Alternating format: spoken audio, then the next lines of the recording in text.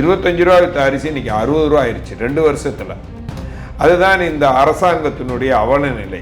இந்த அரசாங்க நிர்வாக திறமை இல்லாதனால இங்கே திமுக ஒரு நரேட்டிவ் செட் பண்ணியிருக்காங்க. திமுக அண்ணா திமுக எதுக்கு எடுத்தாலும் பிஜேபி அடிமை. இதை தவிர்த்து வர உண்மை தெரியல. இப்போ திருமதி சசிகலா அம்மையார் அவர்கள் புதிதாக ஒரு கட்சி தொடங்கி இருக்கிறாங்க. அந்த கட்சியை உடைய தொடக்கத்தை நீங்கள் எப்படி பார்க்குறீங்க? அவர்கள் கட்சி ஆரம்பிக்கிறாங்க. அதுக்கும் அதிமுக சம்மந்தம் இல்லை. அவர் அதிமுகவில் நீக்கி வைக்கப்பட்டவர். அதிமுகவுக்கும் அவருக்கும் சம்மந்தம் இல்லை. அவர் ஏதோ சுயநலத்துக்காக ஒரு கட்சி ஆரம்பிக்கிறாரு. எடப்பாடி பழனிசாமி அவர்கள் சசிகலா அம்மையாருக்கு துரோகம் செய்து விட்டார்கள் அப்படின்னு குற்றச்சாட்டு. அவருக்கு எல்லாம் இப்படி சொல்றதுனால அது மக்களுக்கு தெரியாதா? அதிமுக கூட்டணி தேர்தலில் ஜெயிச்சா அது அதிமுகவினுடைய ஆட்சியாக இருக்குமா இல்லை பாஜகவினுடைய ஆட்சியாக இருக்கும்? என்டிஏ கூட்டணி ஆட்சி தான், மாற்று கருத்தில். அதால் அதிமுகவினுடைய மட்டும் அமைச்சரவையில் இடம் பெறுவார்கள். அதிமுக மட்டும் ஆட்சியில் இருக்கும். வேறு யாருக்கும் எந்த பங்கும் இல்லை. திமுகவை வீழ்த்த ஒரு வீராங்கனை புறப்பட்டு விட்டார். அந்த வீராங்கனை பிரேமலதா விஜயகாந்த்.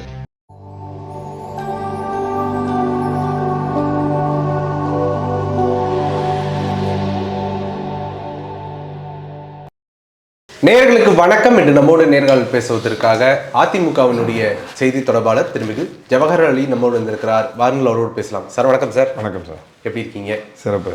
எடப்பாடி பழனிசாமி அவர்கள் சமீபத்தில் சொல்லியிருந்தாரு, அதாவது வரியை உயர்த்தி அதன் மூலமாக திட்டங்களை நிறைவேற்றும் அப்படின்னு சொல்றாரு. இப்படி செய்வதனால சுமைகள் கூடாதா? இல்லை, நீங்கள் தவறாக புரிஞ்சுக்கிட்டீங்க. மக்களுக்கான அத்தியாவசிய பொருட்களினுடைய வரியை உயர்த்துறது அது அர்த்தம் இல்லை.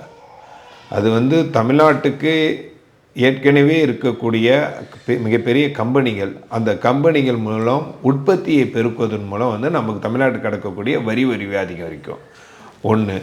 இரண்டாவது கம்பெனிங்களுக்கு போடக்கூடிய சில வாட் வரிகள் இருக்குது. சில வரிகள் மாநில அரசாங்கம் அந்த வரிகளை அதிகப்படுத்துறது தவிர இது மக்களுக்காக நேரடியான மக்களுக்கான வரியை போடுறதில்ல. இரண்டாவது, ஒரு சில விஷயங்கள் என்னென்னா, இப்போ அதிமுக ஆட்சி காலத்தில் 2011 15 ரூபாய்க்கு அரிசி விற்றதுன்னா 2021 25 ரூபா ஆச்சு. அது காரணம் படிப்படியாக கிராஜுவலாக ஒவ்வொரு வருஷத்துக்கு ₹1 வீதம் ஏறிக்கிட்டு போச்சு. ஆனால் இப்போ அந்த நிலைமை இல்லை. 25 ரூபா வித்த அரிசி இன்றைக்கி ரூபா ஆயிடுச்சு 2 வருஷத்தில். அதுதான் இந்த அரசாங்கத்தினுடைய அவல நிலை. இந்த அரசாங்க நிர்வாக திறமை இல்லாதனால தான். ஆனால் தமிழகத்தை பொறுத்த வரைக்கும் அண்ணன் எடப்பாடியார் கடந்த முறை சிறப்பான ஆட்சியை கொடுத்தார். அந்த அடிப்படையில் ஒரு நிர்வாக திறமையோடு அவர் செயல்படுறார். அதனால தான் சொல்கிறார் தவிர மக்களுக்கு எந்த வகையிலும் பாதிப்பு வராத வகையிலே நான் வரியை உயர்த்துவேன். இரண்டாவது, அது மட்டும் காரணமல்ல. இரண்டாவது என்னன்னு பார்த்தீங்கன்னா, தமிழகத்திலே டாஸ்மார்க்கு, கனிம வளம், எரிசக்தி, பத்திரப்பதிவு, இன்னும் 5 துறைகள் இருக்குது. அது மாநில அரசாங்கத்துக்கு நேரடியாக வரக்கூடிய வருவாயை பொறுத்திருக்கு. இது ஜிஎஸ்டியில் வராது. பெட்ரோல் இதெல்லாம் என்ன பண்ணால் நேரடியாக இதனுடைய வரி வராமல் இந்த பார்கள் மூலம் இது மாதிரி தனியார்களுக்கு பல கோடி ரூபாய் போய்கிட்டு இருக்கு. அதை மையப்படுத்தி தான் எங்களுடைய பொதுச்செயலாளர் எடப்பாடியார் இவர் கவர்னரை சந்தித்து ஊழல் புகார் கொடுத்தார். 4 லட்சம் கோடி ரூபாய்க்கு ஊழல் செஞ்சுருக்காங்கன்ட்டு. இப்போ அந்த பணத்தை எல்லாம் ஊழல் செய்யாத அளவுக்கு ஏற்கனவே டாஸ்மாக் துறை தனியார்கிட்ட இருந்தது. அந்த தனியார்கிட்ட இருக்கும்போது அவங்க என்ன பண்ணாங்க, அதை பயன்படுத்தி கொண்டு தனி சிண்டிகேட் அமைச்சு திமுககாரன் எல்லா கட்சியை சேர்ந்தவர்களை கூட நீங்கள் வச்சுக்கலாம். பொதுவாக பேசுகிறேன். தனிநபருக்கு அந்த வருமானம் எல்லாம் போகும்போது அதை தடுத்து 50,000 கோடி ரூபாயை டாஸ்மாக் என்று ஒரு நிறுவனத்தை உருவாக்கி 50,000 கோடி ரூபாயை அரசுக்கு வர வச்சாங்க. அதே மாதிரி இப்போ இந்த கனிம வளம், இந்த டாஸ்மார்க்கில் உள்ள பாருங்க, இதெல்லாம் அரசுக்கு வர வைக்கிறது மூலம் 4 லட்சம் கோடி ரூபாய் சேவ் பண்ணலாம். அப்படி பார்க்கும்போது அந்த பணத்தை வைத்து இந்த மக்கள் திட்டங்களுக்கு பயன்படுத்தலாம். இந்த அடிப்படையில் சொல்லியிருக்காரு எங்கள் பொதுச்செயலாளர் எடப்பாடி. இன்னொரு விஷயம் என்னென்னா, மத்திய அரசாங்கத்தோட இணக்கமாக இருந்தால் நாம் கேட்டதை பெற முடியும். அப்படி தான் ஆந்திராவும் பீகாரும் ஸ்பெஷல் ஃபண்டெல்லாம் வாங்கியிருக்காங்க. நாமளும் அந்த மாதிரி ஸ்பெஷல் ஃபண்டு வாங்க முடியும். ஏனென்றால் புரட்சி தமிழர் எடப்பாடியாருக்கும் மோடி ஒரு அவர்களுக்கும் கேள்வி வருது சார். என்னன்னா அவங்க டிமாண்ட் பண்ணக்கூடிய இடத்துல இருக்கிறாங்க, ஆனா அதிமுக வந்து கேட்கக்கூடிய இடத்துல மட்டும் தான் இருக்குதுன்னு ஒரு பார்வை வைக்கிறாங்களே சார். யாரு டிமாண்ட் பண்றாங்க? அதாவது பீகார்லயும் சரி ஆந்திராலையும் சரி அவங்க டிமாண்ட் பண்ணக்கூடிய இடத்துல ஒரு சக்தி வாய்ந்த இடத்துல இருக்கிறாங்க அப்படின்னு ஒரு பார்வை. அப்பெல்லாம் ஒன்றும் இல்லை, நீங்களே ஒரு மாயை கட்டவழ்த்துக்கிறது. இங்கே வந்து திமுக வந்து ஒரு நரேட்டிவ் செட் பண்ணியிருக்காங்க. திமுக அண்ணா திமுக எதுக்கு எடுத்தாலும் பிஜேபி அடிமை. இதை தவிர்த்து வர உண்மை தெரியல. தமிழ்நாட்டில் இந்த ஆட்சி வந்ததுலேருந்து தமிழ்நாட்டினுடைய உரிமைகளும் போயிருக்கு, தமிழ்நாட்டுக்கு வர வேண்டிய நிதியும் போயிருக்கு, தமிழ்நாட்டுக்கு வர வேண்டிய திட்டங்களும் போயிடுச்சு.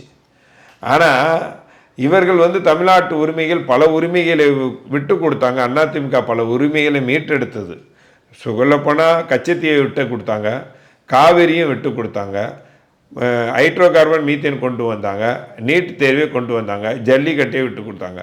இந்த 5ல் 4 இதையும் நாங்கள் மீட்டிருக்கோம். பாதுகாக்கப்பட்ட வேளாண்மை மண்டலம் ஹைட்ரோ கார்பனுக்கு பதிலாக காவிரி உரிமையை மீட்டு இப்போ 173 அடி நம்ம டிஎம்சி தண்ணி வர வைக்கிறதுக்கு உரிமையை பெற்றிருக்கோம், ஆணையத்தை வாங்கியிருக்கோம். அதே மாதிரி ஜல்லிக்கட்டு உரிமையை வாங்கிட்டோம். மக்கள் போராடி தானே வாங்கினாங்க அப்படின்னு சொல்கிறாங்களே, அதுக்கு யார் செஞ்சது? எந்த ஆட்சி காலத்தில் அது நடந்தது? மக்களுக்கு பங்கு இல்லைன்னு சொல்ல. அதே மாதிரி நீட்டு, அதற்கு தீர்வு 7.5% இடஒதுக்கீடு. அதனால் வந்து இந்த விஷயங்கள்லாம் தமிழ்நாட்டை என்றைக்கும் வந்து தலைகுனியை அதிமுக விடாது, தலைகுனியை விட்டதும் இல்லை. தமிழ்நாட்டு உரிமைகளை ஆணித்தரமாக பெற்றிருக்கோம். இவர்கள் அரசியலுக்காக இப்படியெல்லாம் பண்ணுறதுனால தமிழ்நாட்டு இன்றைக்கு எல்லா துறையிலும் பின்தங்கி போயிருக்கிட்டு இருக்குது. தமிழ்நாட்டினுடைய வரிவாய் குறைஞ்சி இன்றைக்கி தமிழ்நாட்டுக்கு வரக்கூடிய திட்டங்கள் எல்லாம் மத்திய அரசாங்கம் நிறுத்தியிருக்குன்னா, நேரடியாக போய் பிரதமரையும் அந்த துறை அமைச்சர்களையும் நேரடியாக சந்தித்து இந்த துறை அமைச்சர்களும் முதலமைச்சரும் பேசுவதில்லை. எதுக்கு எடுத்தாலும் மோடின்னு சொல்லிட்டு அதிமுக பார்த்தா அடிமைன்னு சொல்கிறது.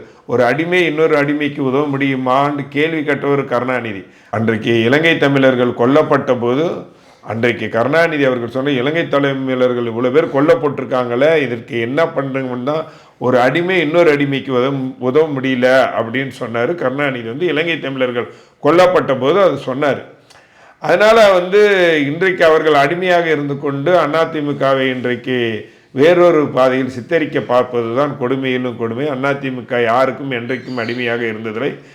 அதிமுக அடிமையாக இருந்திருந்தால் 2024 தேர்தலில் அதிமுக வந்து பிஜேபியை கபலீகரம் செய்து கூட்டணியிலையும் சேர்த்திருப்பாங்க. முடியாது என்று அது மோடிக்கான தேர்தலில் கூட்டணியில் வர முடியாதுன்னு ஆணித்தரமாக சொன்னார். ஆனால் இன்றைக்கு சூழ்நிலை என்னென்னா, இந்த விடியாத இந்த குடும்ப ஆட்சி, இந்த ஊழல் ஆட்சியை வீட்டுக்கு அனுப்புனா ஒரு 4 கட்சிகள் ஒன்றா இணையணும் என்ற அடிப்படையில் பாரதிய ஜனதா கட்சி, பாமக, தமாக போன்ற கட்சிகள் உட்பட்ட 10 கட்சிகள் இணைந்து இந்த தேர்தலை சந்திக்கிறோம். அதனால் வந்து நாங்கள் வந்து எந்த விஷயத்திலும் தமிழ்நாட்டு உரிமையை விட்டு கொடுக்க மாட்டோம், மீட்டெடுப்போம். அந்த உரிமைகளை விட்டெடுத்த கட்சி திமுக. இப்போ திருமதி சசிகலா அம்மையார் அவர்கள் வந்து புதிதாக ஒரு கட்சி தொடங்கி இருக்கிறாங்க. அந்த கட்சியை உடைய தொடக்கத்தை நீங்கள் எப்படி பார்க்குறீங்க? அவர்கள் கட்சி ஆரம்பிக்கிறாங்க, அதுக்கும் அதிமுக சம்மந்தம் இல்லை. அவர் அதிமுகவில் நீக்கி வைக்கப்பட்டவர், அதிமுகவுக்கும் அவருக்கும் சம்மந்தம் இல்லை. அவர் ஏதோ சுயநலத்துக்காக ஒரு கட்சி ஆரம்பிக்கிறாரு. எடப்பாடி பழனிசாமி அவர்கள் வந்து சசிகலா அம்மையாருக்கு துரோகம் செய்து விட்டார்கள் அப்படின்னு குற்றச்சாட்டு. அவருக்கு எல்லாம் இப்படி சொல்றதுனால அது வந்து மக்களுக்கு தெரியாதா?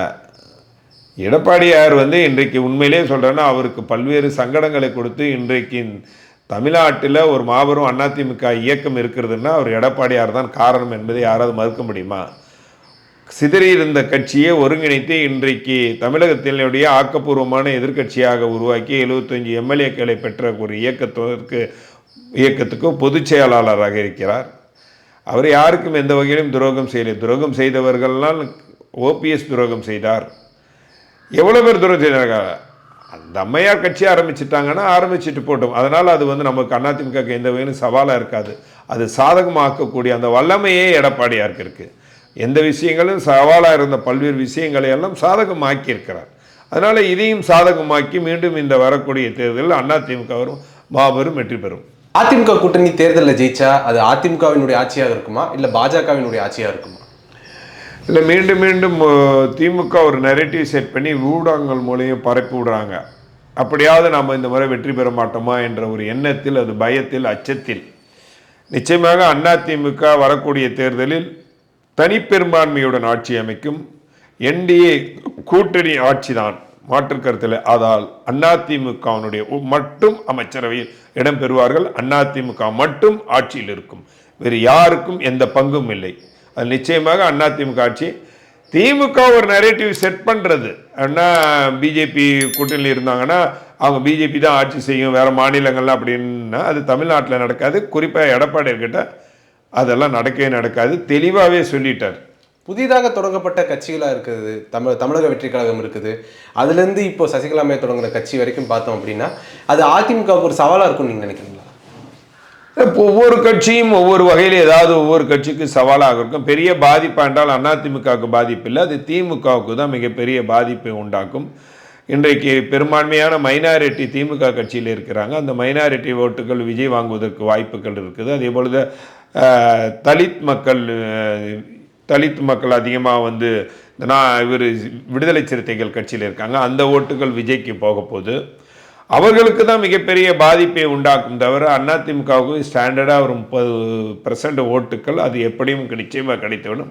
இது இல்லாமல் இந்த ஆன்டி இன்கம்பன்சி ஓட்டுக்கள் வந்து கொஞ்சம் பெரிய விஜய்க்கு 75% அதிமுக ஒரு ப்ராக்டிக்கலாக நம்ம பேச வேண்டாம். அப்படி பார்க்கும்போது அதிமுகவுக்கு பெரிய பாதிப்பெல்லாம் இல்லை. அதிமுக இந்த தேர்தல் காலத்தை வந்து எப்படி அணுகணுமோ அப்படி அணுகிறோம். நாங்கள் வந்து நேரடியாக திமுக தான் எங்கள் எதிரி, தீய சக்தி திமுகவை எதிர்த்து களத்தில் காண்கிறோம். அதற்கான திட்டங்களை வகுத்து நாங்கள் கருத்துரை பதிய வைக்கிறோம். எங்களுடைய பொதுச்செயலாளர் எடப்பாடி 186 தொகுதிகளில் பிரச்சாரத்தை முடிச்சிருக்கார். அவர் போகும் இடமெல்லாம் மக்கள் எல்லாம் 2 கோடிக்கு மேற்பட்ட மக்களை சந்தித்து நான் தமிழகத்திலே ஆட்சி செய்யும்போது 4.5 வருஷம் எப்படி திட்டங்களை கொண்டு வந்தேன், இந்த 4.5 வருஷம் எப்படி இருக்கிறது என மக்களிடம் எடுத்து சொல்கிறார். மீண்டும் ஒரு சவாலையும் அடிக்கிறார். தைரியம் இருந்தால் ஸ்டாலின் அவர்கள் உங்கள் ஆட்சிக்கும் என்னுடைய ஆட்சிக்கும் நாம் பொருத்தி பார்த்து நாம் விவாதிக்கலாமான்னு கேட்கிறார். ஆனால் அந்த விவாதத்துக்கு ஸ்டாலின் அவர்கள் தயாராகவில்லை, பயப்படுகிறார். இன்னும் சொல்லப்போனால் சட்டமன்றத்தில் எடப்பாடியார் சட்டமன்றத்தில் 2 மணி நேரம் 50 நிமிஷம் பேசினார். கடைசியாக இந்த இடைக்கால பட்ஜெட்டிலே அந்த பட்ஜெட்டை கூட கலந்து கொள்வதற்கு பயந்து முதல்வரும் துணை முதல்வரும் ஓடி போய்விட்டார்கள். இப்போ தேமுதிக வந்து திமுகவினுடைய கூட்டணியில் இணைஞ்சிருக்குது இல்லைங்களா, அது வந்து திமுகவுக்கு ஒரு பலத்தை சேர்க்கும் அப்படின்னு பார்க்குதா அதிமுக? தேமுதிக எப்பவுமே வந்து அவங்களுக்கு எங்கே அரசியல், அதாவது அரசியல் லாபம் படியுதோ அங்கே போய் அவங்க கட்சி போயிடுவாங்க.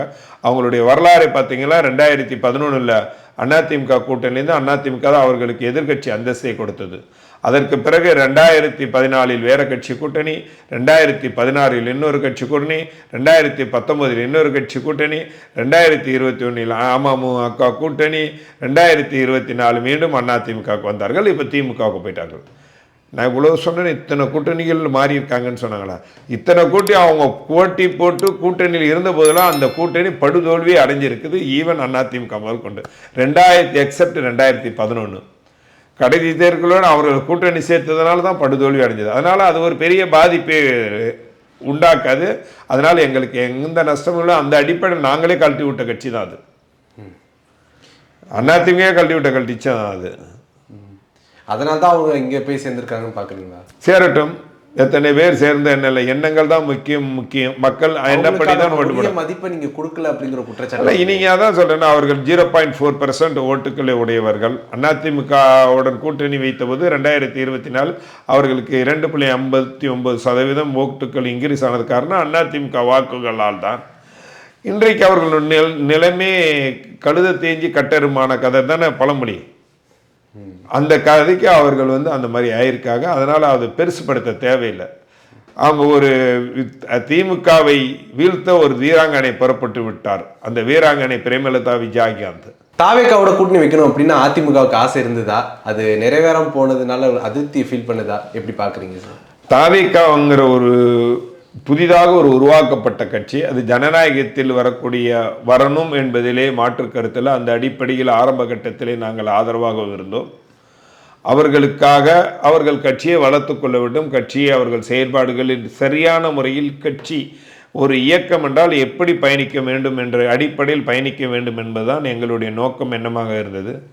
அதற்கு பிறகு அவர்களுடைய செயல்பாடுகள் 41 பேர் இறந்ததற்கு பிறகு அவர்களுடைய செயல்பாடுகளால் ஈவு இறக்கமற்ற முறையிலே மனசாட்சியே இல்லாமல் அந்த குடும்பத்துக்கு கூட ஆறுதல் சொல்ல முடியாத நிலையிலே விஜய் இருக்கும் பொழுது அவர் தங்கியிருக்கிறது என்னது இந்த பனையூரை விட்டு வெளியே வராமல் 72 நாள் வீட்டுக்குள்ளேயே இருந்ததெல்லாம் ஒரு அரசியல்வாதிக்கு இது உகந்ததில்லை, அரசியல் கட்சி நடத்துவதற்கு அவருக்கு தகுதியும் இல்லை என்ற அடிப்படையில் இப்போ நாங்கள் உறுதியாக இருக்கிறோம். அவர் அதை தாவேக்காவை ஒரு அரசியல் கட்சியாகவே பார்க்கல, அது ஒரு ரசிகர் கூட்டமாகவே இருக்கட்டும், அவ்வளோதான். கூட்டணி நிறைவேறாம போனது வந்து அதிருப்தியாக ஃபீல் பண்ணுது அதிமுக? நிச்சயமாக இல்லை சார். தாவேக்கா, மீண்டும் சொல்கிறேன், தாவேக்காவை ஒரு அரசியல் கட்சியாகவே நாங்கள் பார்க்கவில்லை, அதுதான் உண்மை. உங்களுடைய நேரத்தை ஒதுக்கி எங்களோட கருத்தில் வந்தமைக்கு நன்றி சார்.